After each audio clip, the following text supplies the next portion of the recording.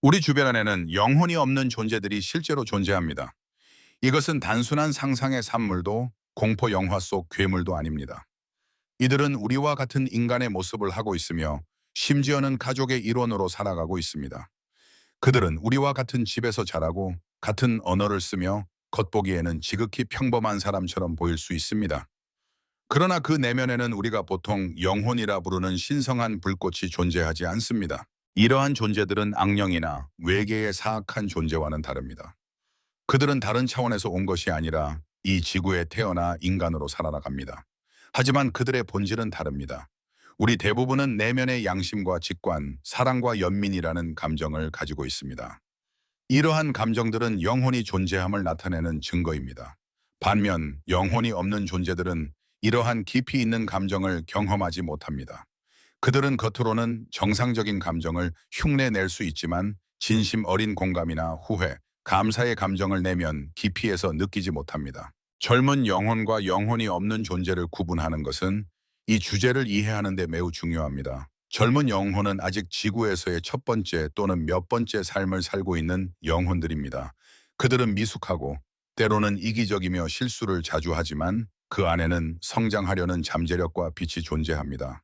반면 영혼이 없는 존재들은 아예 이러한 가능성 자체가 존재하지 않습니다. 그들은 성장하거나 변화하려는 의지도 없으며 오직 생존 본능과 이기심만으로 움직입니다. 이들의 가장 두드러진 특징 중 하나는 완전한 감정의 부재입니다. 감정을 표현하지 못하는 사람과는 차원이 다릅니다. 그들은 가족의 슬픔이나 타인의 고통에 대해 아무런 반응을 보이지 않으며 오히려 타인의 불행에서 기묘한 만족감을 느끼는 경우도 있습니다. 그들은 감정을 흉내내는데 능숙하지만 그 안에는 진심이 없습니다. 마치 로봇이 사회적 규칙에 따라 움직이는 것과 유사합니다. 그렇다면 왜 이런 존재들이 우리 삶에 함께하는 걸까요? 그것은 바로 영적 진화의 일부이기 때문입니다. 우리가 이러한 존재들을 통해 분별력, 직관, 자기 보호의 지혜를 배울 수 있기 때문입니다. 우리의 영혼은 이러한 존재들의 본질을 직감적으로 감지합니다. 그래서 어떤 사람과는 아무리 가까워지려 해도 마음의 연결이 되지 않고 오히려 만날수록 공허함과 피로감만이 남는 이유입니다. 이러한 영혼 없는 존재들과의 관계는 대개 에너지적으로 일방적인 소모를 동반합니다. 그들은 스스로 내면 에너지를 생성할 수 없기 때문에 타인의 에너지에 의존하며 살아갑니다. 그들의 존재는 마치 에너지 블랙홀처럼 가까이 있는 사람의 정서적, 정신적 에너지를 빨아들이며 자신을 유지합니다. 그리고 이 모든 과정을 매우 교묘하게, 때로는 피해자인 척하며 수행합니다. 이들은 또한 영적 성장을 거부합니다. 명상, 감사, 자기 성찰, 내면의 평화를 이야기할 때 이들은 조롱하거나 불편한 기색을 드러냅니다. 신성한 장소나 고요한 분위기를 견디지 못하고 오히려 혼란과 긴장을 유발하려 합니다. 영혼이 있는 사람은 시간이 흐를수록 성숙해지고 변화하며 타인과 더 깊이 연결됩니다. 그러나 이들은 수십 년이 지나도 감정적으로나 영적으로 제자리 걸음을 합니다. 우리가 기억해야 할 가장 중요한 점은 이러한 존재들이 실제로 존재한다는 사실을 인식하는 것만으로도 에너지적 자기 보호의 시작이 된다는 것입니다. 그들과의 관계에서 느껴지는 설명할 수 없는 공허함, 피로감, 소외감은 단순한 기분이 아닙니다. 그것은 영혼이 영혼 없는 존재를 직감적으로 인식할 때 나타나는 자연스러운 반응입니다. 당신의 삶에 이런 존재가 있다면 무조건적인 사랑이나 인내로 그들을 변화시키려 하기보다는 에너지적 경계 설정과 자기 보호를 우선으로 삼는 것이 현명한 길입니다.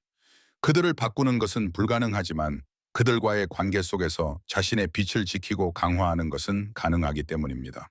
단계 징후, 감정의 공허함. 영혼이 없는 존재를 처음 마주했을 때 대부분의 사람들은 명확하게 설명할 수 없는 이상한 느낌을 받습니다. 말로는 표현하기 어려운 거리감, 정서적인 단절, 그리고 따뜻함이 전혀 느껴지지 않는 냉랭한 분위기. 겉으로는 웃고 말도 잘하지만 그 내면에는 전혀 감정의 온기가 느껴지지 않는 사람 말입니다. 그 사람이 당신의 가족일 수도 있습니다. 부모, 형제, 자매 혹은 가까운 친척. 하지만 아무리 가까운 혈연이라 해도 그들과 진정한 연결을 느낄 수 없습니다. 이러한 사람들의 가장 두드러진 특징은 절대적인 감정의 부재, 즉 감정적 공허함입니다. 이는 단순히 감정을 잘 표현하지 못하는 내성적인 성격과는 전혀 다릅니다. 내성적인 사람도 때로는 따뜻함과 공감을 표현할 수 있지만 영혼 없는 존재는 아예 그런 능력이 없습니다. 그들은 슬픔, 기쁨, 동정심, 후회 등 인간이 자연스럽게 느끼는 깊은 감정 자체를 경험하지 못합니다. 예를 들어 가족 중 누군가가 큰 고통이나 상실을 겪고 있을 때 대부분의 사람들은 공감하며 슬퍼하고 함께 울 수 있습니다. 그러나 영혼이 없는 존재는 그런 상황에서도 얼굴 표정은 무표정하거나 지나치게 형식적이며 차가운 반응을 보입니다. 마치 텔레비전 드라마를 보듯 현실과는 동떨어진 태도를 유지합니다. 심지어 기쁨의 순간에도 마찬가지입니다.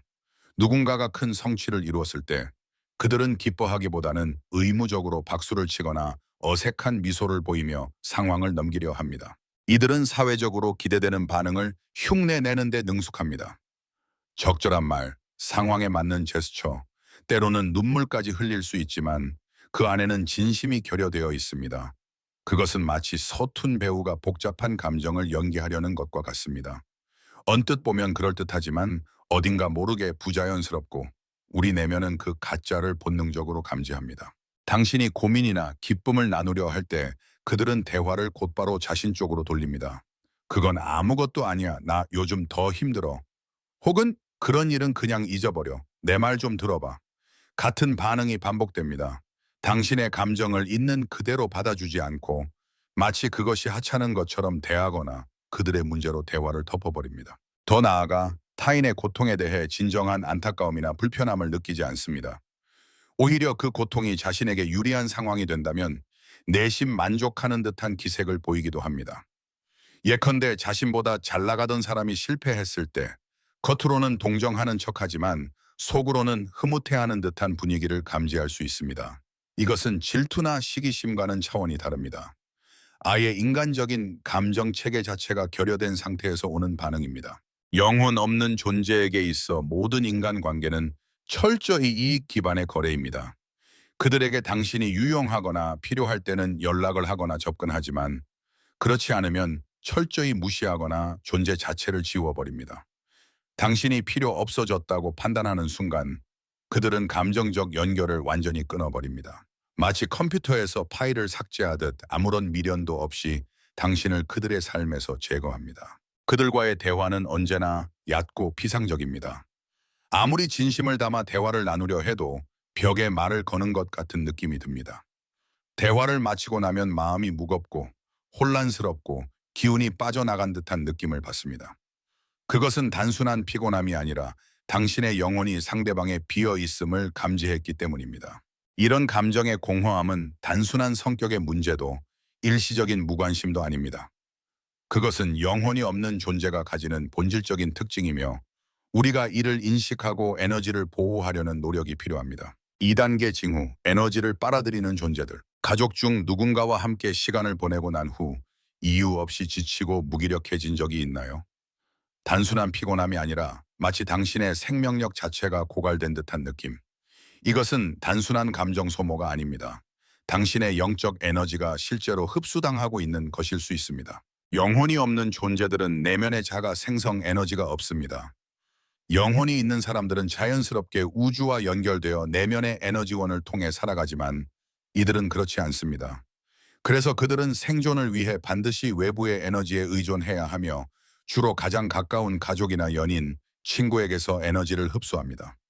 이들은 본능적으로 타인의 에너지를 감지하고 특히 그 에너지가 약해졌을 때 접근해 흡수하려는 경향이 강합니다. 이러한 에너지 흡수는 눈에 띄게 공격적인 방식이 아닌 매우 교묘하고 은밀한 형태로 나타납니다.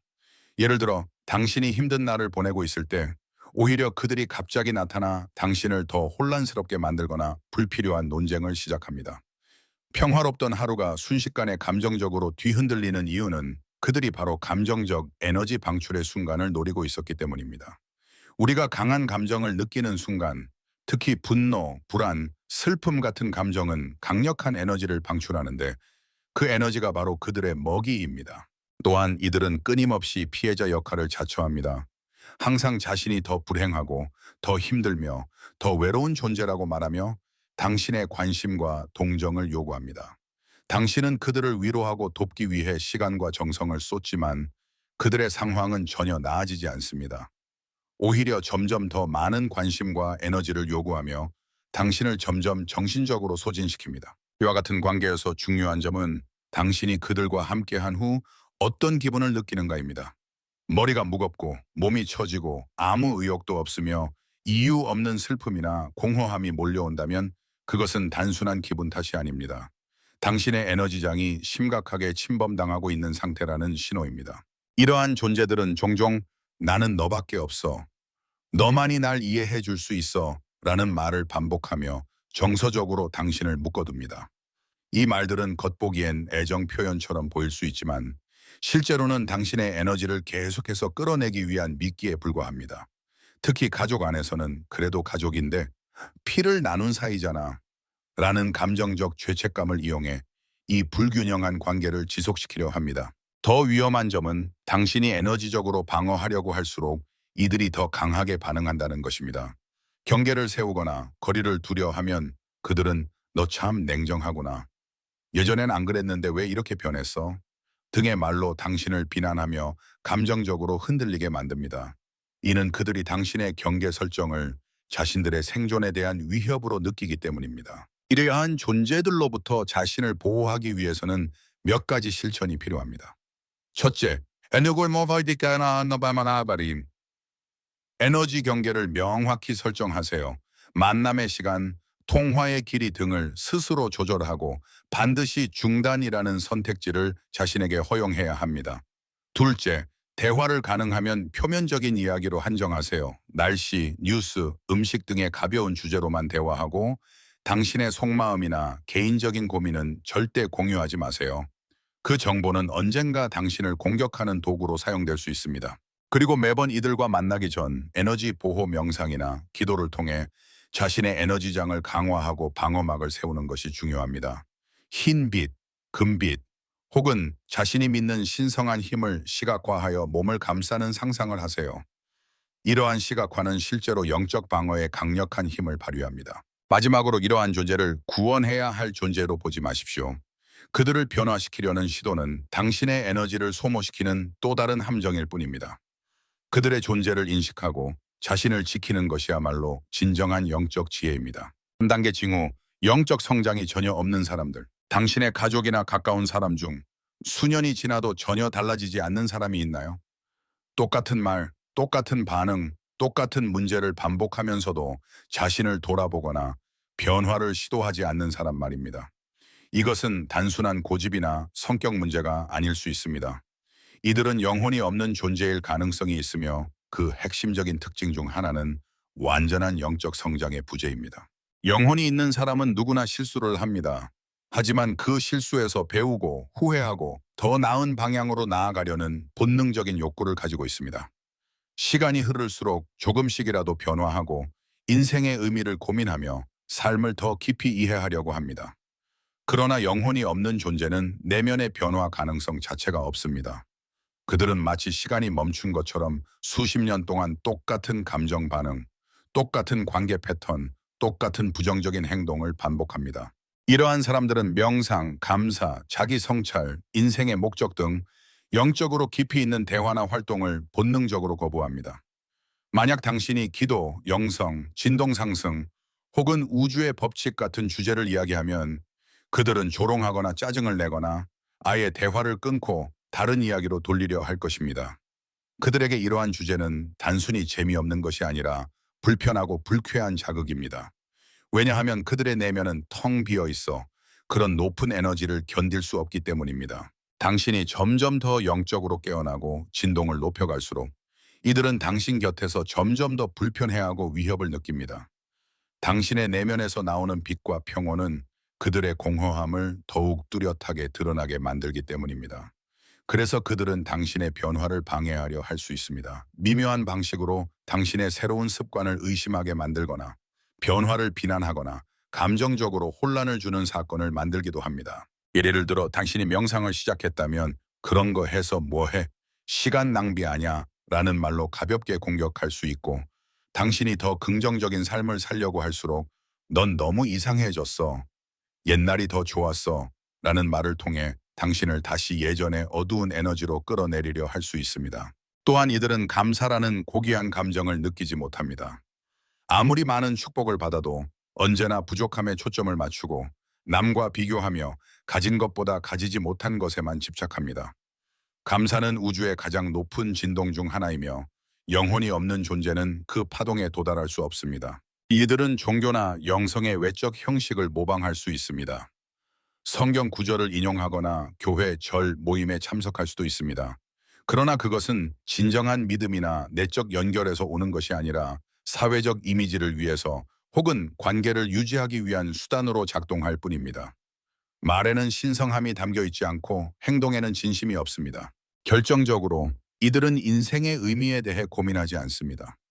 삶의 목적, 죽음 이후, 존재의 이유 같은 본질적인 질문을 회피하거나 가볍게 넘깁니다.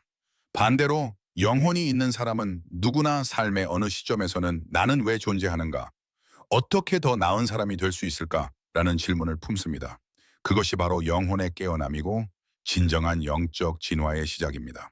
그러므로 만약 당신의 주변에 특히 가족 안의 시간이 지나도 전혀 변하지 않고 더 나아지려는 의지도 없으며 오히려 당신의 영적 성장에 부정적인 영향을 끼치는 사람이 있다면 그것은 단순한 성격 차이가 아니라 영혼이 없는 존재의 신호일 수 있습니다. 그들의 정체를 인식하고 거기에서 오는 에너지적 영향을 줄이며 자신의 성장을 지키는 것이야말로 당신이 할 수 있는 가장 현명한 대응입니다.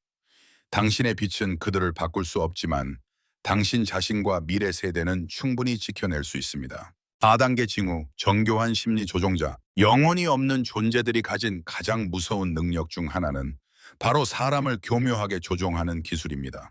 그들에게 조종은 배워야 하는 전략이 아닙니다. 그것은 마치 숨 쉬듯 눈 깜빡이듯 자연스러운 본능입니다. 그들은 본능적으로 타인의 감정을 파악하고 그 감정을 이용해 자신의 목적을 이루려 합니다. 이러한 조종은 눈에 띄는 위협이나 직접적인 폭언으로 이루어지지 않습니다. 오히려 그들은 정말 친절하고 부드럽게 아주 미세하게 당신을 통제합니다. 그래서 당신은 오랫동안 그 조종을 눈치채지 못한 채 오히려 자신이 문제라고 느끼게 됩니다. 가장 자주 사용되는 조종 기법은 가스라이팅입니다. 이는 당신이 기억하고 있는 사실조차 부정하게 만들고 스스로를 의심하게 만드는 교묘한 심리 조작입니다. 그런 일은 없었어. 넌 항상 너무 예민해. 기억을 잘못하고 있는 거야 등의 말은 반복적으로 들으면 당신의 현실 감각을 흐리게 만듭니다. 결국 당신은 내가 너무 민감한가? 내가 틀린 건가? 하며 자신의 감정과 직관을 신뢰하지 못하게 됩니다. 이들은 또한 당신이 털어놓은 감정적 약점을 기억하고 있다가 꼭 필요한 순간에 그걸 무기처럼 사용합니다. 예를 들어 당신이 한때 외모나 능력에 대해 불안감을 털어놓았다면 그들은 당신의 자존감을 깎는 말을 농담처럼 던지거나 다른 사람과 비교하며 열등감을 유발합니다. 가장 무서운 점은 그들의 모든 행동이 겉으로는 정당하거나 사려 깊어 보인다는 것입니다. 당신이 상처를 입고도 그것을 명확히 지적하기 어려운 이유는 그들이 말을 교묘하게 돌려 자신이 오히려 피해자인 것처럼 만들기 때문입니다. 예를 들어 당신이 분명히 조종을 당했다고 느꼈는데도 대화를 나누다 보면 결국 당신이 사과하고 있고 그들은 왜 이렇게 예민하냐며 상황을 뒤집습니다. 이들은 또한 가족 내 이간질, 삼각관계 만들기에 능합니다. A에게는 비대한 불만을 말하고 B에게는 A의 말을 왜곡해 전달합니다. 그런 식으로 가족 내 갈등을 은밀하게 유도하고 본인은 그 가운데에서 중재자처럼 행동합니다. 그러나 그 갈등의 진짜 원인은 바로 그들입니다. 그들은 다양한 이야기를 조합해 서로 다른 가족 구성원들을 대립하게 만들고 자신은 중심에 서서 통제력을 유지하려 합니다. 거짓말 역시 이들의 주요 무기입니다. 단순히 실수를 덮기 위한 거짓말이 아닙니다. 이들은 계산된 목적을 위해 아주 자연스럽게 눈 하나 깜짝하지 않고 거짓말을 합니다. 눈을 똑바로 마주치며 진실처럼 이야기하지만 그 안에는 아무런 윤리적 갈등도 없습니다. 왜냐하면 그들에게는 도덕적 양심이라는 필터가 존재하지 않기 때문입니다. 만약 당신이 그들의 조작을 인식하고 문제를 제기하려 하면 그들은 빠르게 피해자로 돌변합니다. 난 그런 의도가 아니었어. 왜 이렇게 예민하게 받아들여 라미비엄? 마치고 오히려 당신이 공격적인 사람처럼 몰아갑니다. 이로 인해 당신은 스스로를 변명하고 방어해야 하는 입장이 되고 결국 감정적으로 소진됩니다. 그들은 심지어 자신의 기억조차 왜곡합니다. 단순한 망각이 아닙니다. 그들은 과거 사건을 완전히 다르게 재구성하여 항상 자신이 피해자이거나 정당한 입장이 되도록 기억을 바꿉니다. 그래서 그들과 갈등을 해결하려는 시도는 거의 불가능에 가깝습니다. 왜냐하면 당신과 같은 현실을 공유하지 않기 때문입니다. 이런 조작의 특징은 함께 대화를 나눈 후 무언가 이상하다는 느낌만 남는다는 것입니다. 말은 다 맞는 것 같고 상황도 논리적으로 흘렀는데도 어딘가 모르게 기운이 빠지고 감정이 억눌리는 느낌이 듭니다.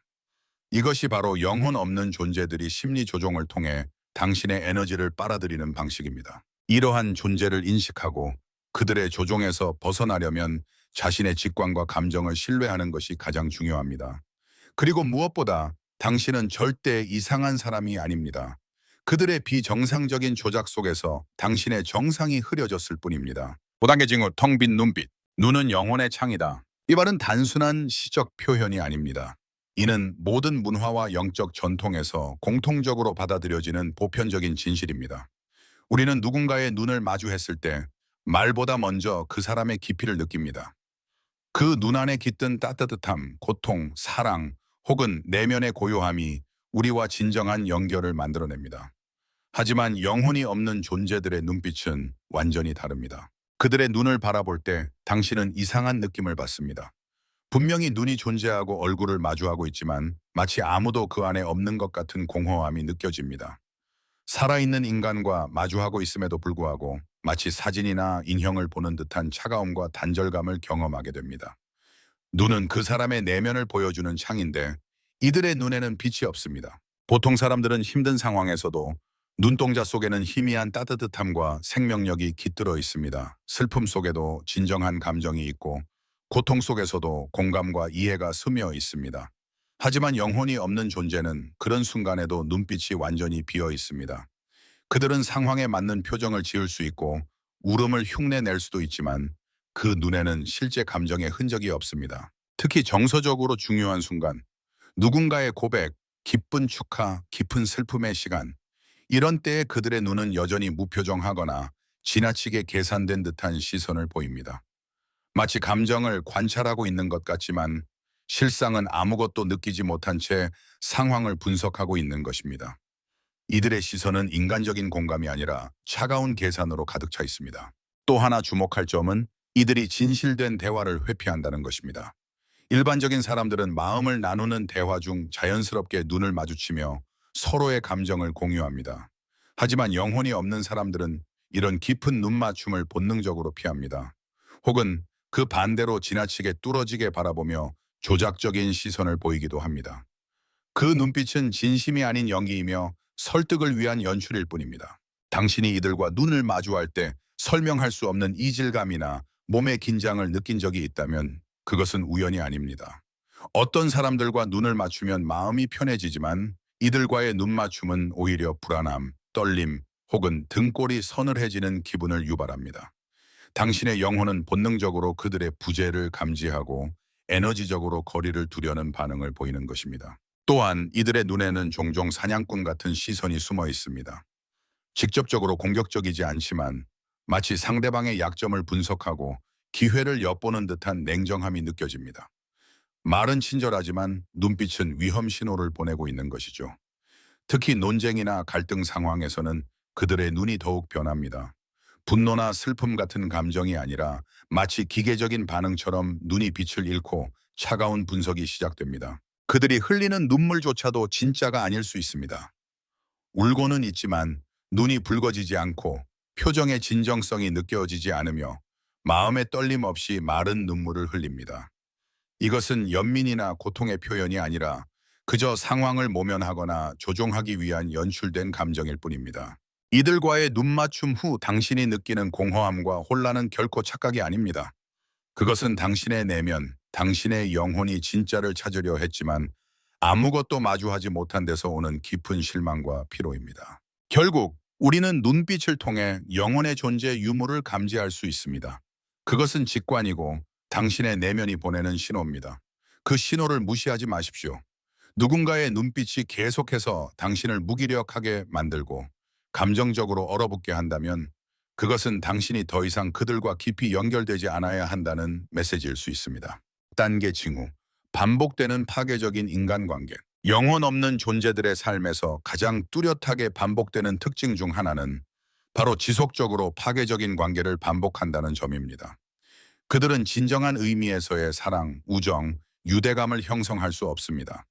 감정의 깊이가 없고 영혼의 연결이 존재하지 않기 때문에 모든 관계는 일시적이며 대부분 극적이고 고통스럽게 끝나는 패턴을 보입니다. 이들의 연애는 대개 빠르고 강렬하게 시작됩니다. 마치 영화 속 사랑처럼 온갖 감미로운 말과 관심, 사랑 고백, 미래에 대한 약속이 쏟아지지만 실상은 모두 관계에 대한 통제권을 얻기 위한 전략일 뿐입니다. 상대방이 마음을 열고 안정감을 느끼는 순간 그들은 점차 진짜 모습을 드러냅니다. 처음엔 질투나 소유욕, 감정 기복처럼 보일 수 있는 행동들이 점점 더 심각해지며 정서적 조종, 고립, 비난으로 이어집니다. 피해자는 혼란스러워하면서도 처음에 좋았던 모습을 되찾기 위해 관계를 유지하려 애쓰지만 그 시절은 절대 돌아오지 않습니다.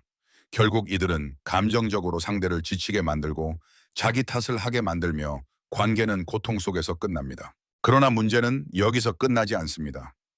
영혼 없는 존재는 과거에서 배우지 않습니다. 같은 실수를 반복하고 같은 방식으로 사람을 상처 입히며 어떤 반성이나 변화도 없습니다. 새롭게 시작한 관계에서도 똑같은 패턴이 이어집니다. 이는 단순한 연애 기술의 부족이 아니라 내면의 결핍과 공감 능력의 부재 때문입니다. 이들은 특히 심리적으로 취약한 사람들을 잘 찾아냅니다. 상실을 겪었거나 자존감이 낮거나 외로움에 지친 사람들을 본능적으로 알아보고 처음에는 그들의 상처를 이해하고 보듬는 척 접근합니다. 하지만 그 따뜻함은 오래가지 않습니다. 곧 상대의 감정을 조종하고 심리를 지배하며 서서히 관계를 파괴해 나갑니다. 우정 또한 예외는 아닙니다. 처음에는 빠르게 친해지며 마치 오랜 친구인 것처럼 행동하지만 관계 속에는 일방적인 기대와 이익 추구만이 존재합니다. 상대가 제공할 수 있는 이득, 정보, 지위, 감정적 안정, 이 사라지는 순간 관계는 순식간에 끊기며 아무런 미련도 남기지 않습니다. 가장 위험한 부분은 이들이 다른 사람의 건강한 관계마저도 파괴하려 든다는 점입니다. 당신이 행복한 결혼 생활을 하고 있다면 그들은 질투를 숨긴 채 미묘한 말로 관계에 금을 가게 만듭니다. 그 사람 너무 완벽한 척하지 않아? 요즘 너랑 좀 멀어진 것 같아 같은 말을 툭 던지며 상대방에 대한 신뢰를 흔듭니다.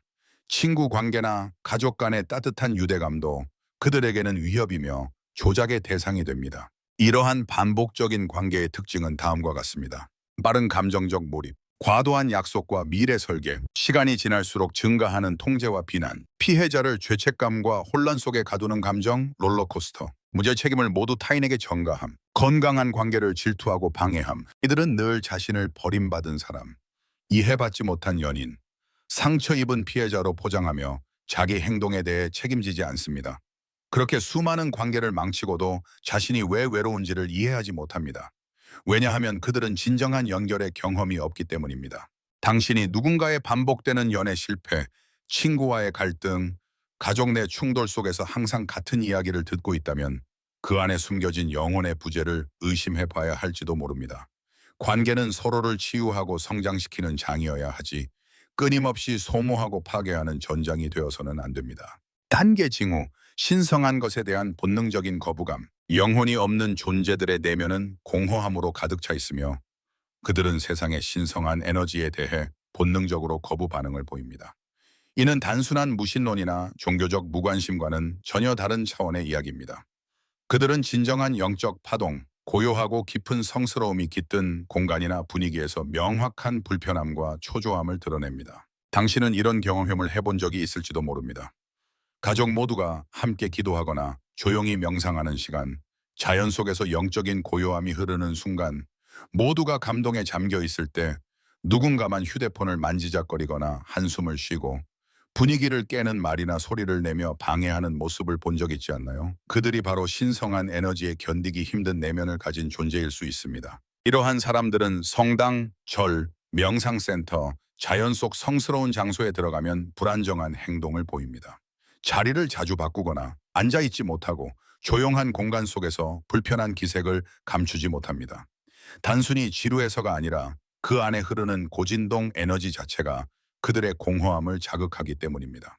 그들은 신성한 상징, 십자가, 불상, 만다라, 수정, 향, 성가 등을 볼 때마다 비웃거나 가볍게 넘기려는 태도를 보입니다. 그 상징이 주는 에너지에 마음이 닿지 않기 때문에 그것을 무의미하다거나 이상하다고 평하며 자신을 방어하려 합니다. 이는 무지가 아니라 내면 깊숙이에서 나오는 저항입니다. 또한 당신이 신비로운 꿈을 꿨다거나 신성과 연결되는 특별한 경험을 나누려 할 때 그들은 그건 우연이야. 그냥 뇌가 피곤했던 거지. 그런 건 믿을 수 없어 라고 말하며 당신의 경험을 논리로 깎아내리려 합니다. 이러한 반응은 자신이 이해하지 못하는 신성함에 대한 두려움과 불편함의 표현입니다. 이들은 가족 내에서 위기가 생겼을 때 기도하거나 믿음을 의지하는 사람들을 조롱하거나 짜증을 냅니다. 기도한다고 뭐가 달라져? 이런 건 그냥 돈으로 해결해야지 라는 말로 모든 문제를 물질적, 논리적 방식으로 해결하려 합니다. 삶에 대한 영적 해석을 철저히 배제하고 신의 존재나 보이지 않는 차원의 영향력을 인정하려 하지 않습니다. 또한 이들은 삶의 목적, 존재의 의미, 영혼의 성장 같은 주제에 대해 피상적으로 반응하거나 불편해하며 회피합니다. 대부분의 사람들은 인생을 살아가며 한 번쯤은 그런 질문을 던지고 스스로의 존재를 성찰하려 합니다. 하지만 이들은 그런 대화를 비웃거나 즉시 화제를 돌리며 깊은 질문을 허용하지 않는 에너지를 드러냅니다. 이러한 반응은 단순한 개인적 취향의 문제가 아닙니다. 그들의 내면에 아무것도 없기 때문에 신성한 파동과 마주하는 순간 불편함, 초조함, 심지어 분노가 유발되는 것입니다. 이는 영혼이 신성함과 자연스럽게 공명하는 것과는 정반대의 반응입니다. 우리가 진정한 기도, 명상, 자연과의 일체감, 깊은 감동, 무조건적인 사랑과 같은 신성한 경험에 감동받고 눈물 짓는 이유는 우리 안에 영혼이라는 파동이 있기 때문입니다. 하지만 영혼이 없는 존재들은 그 공명 자체가 일어나지 않기에 그 자리에 오래 머무를 수 없고 감정적으로 반응할 수도 없습니다. 그들은 신성함을 파괴하거나 없애고 싶어 하지는 않지만 그곳에 오래 머물 수 없습니다. 왜냐하면 그 에너지가 자신의 공허함을 비추기 때문입니다. 당신이 누군가와 함께 있을 때 신성한 순간마다 그 사람이 반복적으로 회피하거나 방해하는 행동을 한다면 그 반응은 당신보다 먼저 그의 내면이 드러나는 신호일지도 모릅니다. 신성함은 누구나 공감할 수 있는 에너지가 아닙니다. 오직 영혼이 깃든 존재만이 진심으로 느끼고 연결될 수 있는 파동입니다. 이 연결이 반복적으로 끊기고 있다면 그것은 단순한 성격 차이로 넘어갈 수 없는 깊은 영적 단절의 징후입니다. 영혼 없는 존재를 인식했다면 다음으로 가장 중요한 단계는 바로 자신을 에너지적으로 보호하는 것입니다. 그들과의 관계는 단순히 감정적인 문제가 아니라 당신의 영혼과 생명력을 지키는 일입니다. 그들은 당신의 감정, 시간, 사랑, 에너지를 끊임없이 소비하려 들며 아무런 죄책감도 느끼지 않습니다. 그렇기에 그들을 변화시키려 하거나 구원하려는 시도는 오히려 자기 파괴의 길이 될 수 있습니다. 가장 먼저 기억해야 할 것은 당신은 그들을 치유할 책임이 없다는 사실입니다. 우리는 종종 사랑으로 변화시킬 수 있다. 인내와 희생이 답이다 라는 신념에 빠지지만 영혼 없는 존재는 깨어날 영혼 자체가 없기 때문에 아무리 노력해도 변화하지 않습니다. 당신의 사랑과 선의가 그들에게 흡수되고 왜곡될 뿐입니다. 따라서 첫 번째로 해야 할 일은 명확한 에너지 경계를 세우는 것입니다. 가족이라 해도 만남 시간에 한계를 정하세요. 의무감으로 오랜 시간 함께 하지 마세요. 전화 통화도 정해진 시간 안에서 끝낼 수 있도록 하며 자신이 지칠 때는 지금은 힘들어서 이야기 나누기 어려워 라고 분명하게 거절할 수 있는 힘을 길러야 합니다.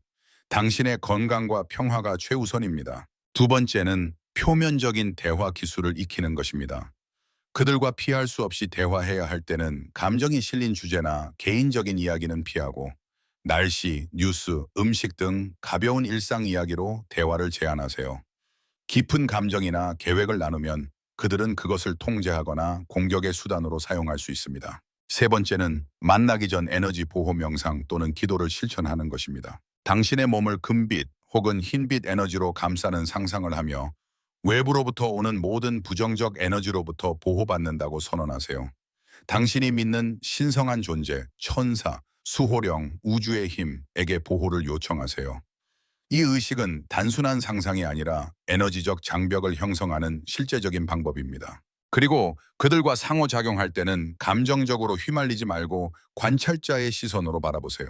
그들이 분노하거나 조작하려 할 때 마치 과학자가 실험을 관찰하듯 한 걸음 떨어져 바라보며 반응을 줄이세요. 그렇게 하면 당신의 에너지가 더 이상 그들에게 연결되지 않으며 소모되는 회로가 끊어집니다. 중요한 기술 중 하나는 순환형 대화 끊기입니다. 그들은 논리적 결론 없이 계속 반복되는 싸움, 변명, 감정 유도성 대화를 자주 합니다. 이러한 대화는 당신의 에너지를 빠르게 소진시킵니다. 그럴 땐 이 주제는 충분히 이야기한 것 같아. 그만하자라고 말하거나 자리를 피하는 것이 필요합니다. 또한 이들과 의견 충돌이나 신념 대립에 대해 설득하려 하지 마세요. 그들은 진실을 받아들일 의지가 없고 오직 자신의 입장을 고수하거나 당신의 에너지를 끌어내기 위해 논쟁을 유도할 뿐입니다. 당신의 삶에서 반드시 필요한 것은 영혼을 회복시켜주는 사람들과의 연결입니다. 영혼이 있는 사람들과 시간을 보내며 서로를 격려하고 진심으로 응원해주는 관계를 유지하세요. 그 안에서 당신의 진동수는 높아지고 영혼 없는 존재의 영향력이 자연스럽게 줄어들 것입니다. 그리고 규칙적인 자기 진동 관리도 필수입니다. 명상, 자연 속 산책, 고요한 음악 듣기, 몸을 움직이는 활동, 성스러운 책 읽기 등 당신의 에너지장을 정화하고 회복시키는 습관을 만드세요. 당신의 파장이 높아질수록 낮은 진동의 존재들은 당신에게 접근하기 어려워집니다. 마지막으로 기억하세요. 당신이 그들과 거리를 두고 자신을 지키는 것은 이기적인 행동이 아니라 깊은 영적 사랑의 표현입니다. 그 사랑은 먼저 자신을 위한 것이어야 하며 그래야 더 넓은 세계에 진정한 빛을 나눌 수 있습니다. 영혼 없는 존재가 가족 안에 있다는 사실을 깨달았을 때 우리는 깊은 혼란과 슬픔에 빠질 수 있습니다. 그래도 가족인데 라는 마음, 피로 이어진 인연이라는 책임감이 우리를 괴롭힙니다. 하지만 진정한 치유는 무조건적인 가까움에서 오는 것이 아니라 에너지적 분별력에서 시작됩니다. 가족을 치유한다는 것은 모든 사람을 붙잡고 함께 가야 한다는 뜻이 아닙니다. 때로는 가장 사랑하는 사람과 물리적, 정서적 거리를 두는 것이야말로 우리 자신과 다음 세대를 위한 가장 깊은 사랑의 행위일 수 있습니다. 당신의 영혼은 더 이상 고통받지 않아야 합니다. 가족 안에서 반복되어 온 에너지적 폭력, 감정 착취, 조종과 무관심의 고리를 당신이 멈춰야만 그 다음 세대가 비로소 자유로워질 수 있습니다. 이제 우리는 선택해야 합니다. 과거에 묶여 얽히고 설킨 고통의 회로를 반복할 것인가? 아니면 지금 여기서 그 흐름을 끊고 새로운 가족 에너지를 창조할 것인가? 당신은 이미 골이 끊는 사람입니다. 당신이 이 질문을 품고 있다는 것 자체가 증거입니다. 이것이 정상일까라고 스스로에게 묻기 시작한 순간부터 당신은 조상들이 하지 못한 질문을 처음으로 꺼내든 사람입니다. 그리고 그 용기는 당신에게만 머물지 않습니다. 당신이 치유를 시작하면 그 에너지는 과거로도 미래로도 퍼져나갑니다. 영적인 세계에서는 시간은 직선이 아닌 파동이기 때문입니다. 독립은 외면이 아니라 사랑의 형태입니다. 가족 내 독이 되는 관계에서 벗어난다는 것은 그들을 버리는 것이 아닙니다. 그것은 당신의 영혼이 더 이상 상처 입지 않기 위해 그리고 당신의 아이들, 미래의 세대가 더 건강한 에너지를 경험하게 하기 위한 의식적인 결단입니다. 고통은 대물림 되지만 치유 또한 유산이 될 수 있습니다. 그러기 위해서는 우선 그들이 심어놓은 부정적인 믿음들을 정리해야 합니다. 니안 부족해. 니안 너무 예민해. 네오는 혼자서는 아무것도 못해. 이런 말들이 당신의 무의식 속에서 자라왔습니다. 얘는 그 목소리를 알아차리고 다시 써야 할 시간입니다. 나는 충분한 존재야. 내 감정은 정당하며 나를 보호하는 신호야. 나는 나답게 살 자격이 있어. 이러한 새로운 믿음들이 당신의 내면에 뿌리 내릴 때 당신은 더 이상 과거의 에너지에 휘둘리지 않게 됩니다. 3. 새로운 가족 문화와 영적 전통 만들기. 과거의 고리를 끊었다면 이제는 새로운 씨앗을 심을 차례입니다. 매일 저녁 서로의 감사한 일을 나누는 시간. 함께 조용히 눈을 감고 숨을 느끼는 명상. 생일마다 올해 가장 성장한 점을 나누는 작은 의식. 아에게 내 감정은 소중해 라고 말해주는 따뜻한 언어. 이처럼 사소해 보이지만 의식적으로 만들어진 가족 문화는 다음 세대에게 보이지 않는 보호막이자 따뜻한 에너지의 토양이 됩니다. 당신의 아이, 조카, 제자, 손자, 그들은 언젠가 당신이 남긴 이 따뜻한 흐름 속에서 자연스럽게 사랑하고 건강하게 경계를 세우며 빛나는 영혼으로 자라날 것입니다. 나마샤엘사, 당신의 해방은 우주의 기여입니다. 마지막으로 기억하세요. 당신이 이 고통의 사슬을 끊고 자신의 영혼을 되찾은 그 여정은 단지 개인의 승리가 아닙니다. 그것은 우주의 의식이 조금 더 깨어나는 과정이며 이 땅 위에 진짜 사랑이 무엇인지 알려주는 살아있는 증거입니다. 그 누구도, 심지어 가족이라고 해도 당신의 빛을 꺼뜨릴 권리는 없습니다. 그리고 그 누구도 당신의 자유와 고요함보다 우선순위가 될 수 없습니다. 당신이 스스로를 구할 때 당신은 이미 수많은 영혼을 대신해 세상의 진동을 바꾸고 있는 중입니다.